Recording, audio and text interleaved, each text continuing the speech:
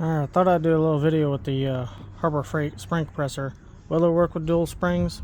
Yes, and that's how I took the old ones off, as well as with this thing. Already got the valves in there, like everyone else. Just put a rag up in there, they won't fall out. They're pretty snug anyways with these new seals.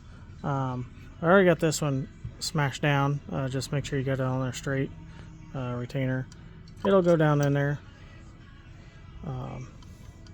And then obviously the tricky part's getting those in there, but it'll work. I just thought I'd do a real quick video that this thing will work. Takes a little bit of time to compress them and redo it and get to the next one, but for $10, I guess you can make your own like everyone else does, or go buy a fancy one. But here it is, and it works.